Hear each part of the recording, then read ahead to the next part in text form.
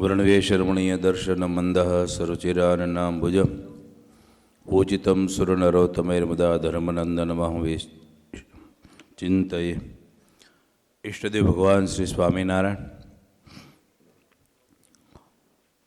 वड़ताल पवित्र धाम एम सभा मंडप में बेसी अने आजे वड़ताल टेम्पल बोर्डना चेरमेन डॉक्टर संत वल्लभदासजी स्वामीए शिक्षापत्रीનું रसपान कराव्યું અને આયોજક અને પ્રયોજક કર્મઠ એવા નવતમ પ્રકાશદાસજી સ્વામી સત્સંગ મહાસભાના પ્રમુખ અને બીજા હરિગુણ સ્વામીએ પણ આજે કથા શિક્ષાપત્રી વિશે તમને સમજાવ્યું।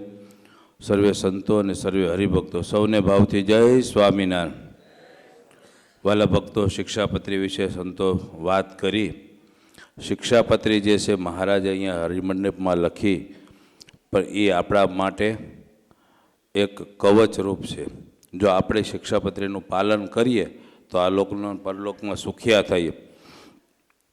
માણસ બનવાનું, માણસ તો આપણે જન્મ્યા છે, પણ માણસાઈ નથી। માણસાઈ જોતી હોય તો આ શિક્ષાપત્રી પ્રમાણે વર્તીએ તો આપણામાં માણસાઈ આવે। જો માણસને બનાવ્યો સીધો, હાલે કેમ? આડો। પશુને બનાવ્યા આડા, હાલે કેમ? સીધા। એ લાઈનમાં હાલે। તમે જો પશુ ગાયું ભેંસું છે હાલે તો સીધા હાલ્યા જાય। માણા કેમ હાલે? આડો હાલે। એને કહેવું પડે ભાઈ માણા બની માણા થયા કહેવું પડે। પશુને કોઈ દી કહેવું પડ્યું? એને કોઈ દી નથી કહેવું પડ્યું। એટલે શિક્ષાપત્રી જે છે એની અંદર બધું જ લખાયેલું છે। યથા યોગ્ય કોને ક્યાં મૂકવો, મહારાજ એ કીધું। જેને જે કાર્યને યોગ્ય હોય એ કાર્ય એને પ્રેરવું, એવું લખ્યું છે શિક્ષાપત્રીની અંદર, બરાબર। એ પણ બધું મહારાજે આખો વ્યવહાર બતાવી દીધો છે। ભજન ભક્તિ કેમ કરવું, વ્યવહાર કેમ કરવો, શું કરવું, બધું જ બતાવી દીધું। પણ આપણે જેટલું પાળીએ એટલે આપણે સુખી થઈએ।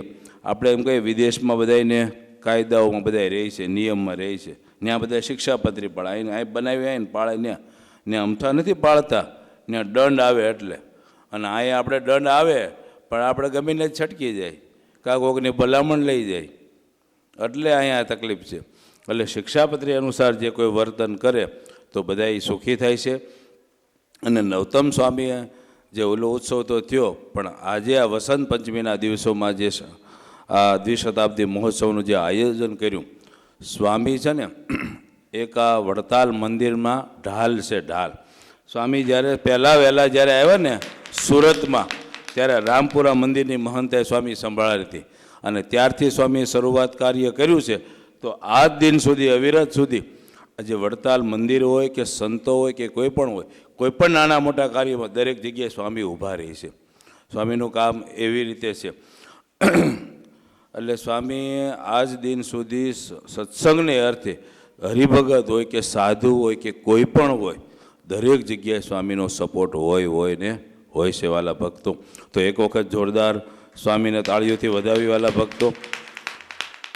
અને સ્વામીની આજ્ઞાથી જે કોઈ હરિભક્તો આમાં યજમાન બન્યા છે ને જેણે કોઈ નાની મોટી સેવા કરી છે, હરિકૃષ્ણ મહારાજ લક્ષ્મીનારાયણ દેવના ચરણમાં પ્રાર્થના કરી ભગવાન એ લોકોને સર્વે રીતે મંગળ કરે અને સુખ્યા કરે અને સત્સંગમાં ખૂબ આગળ વધે, એવું ભગવાનના ચરણમાં પ્રાર્થના કરવી। હું સહજાનંદ સ્વામી મહારાજની જય।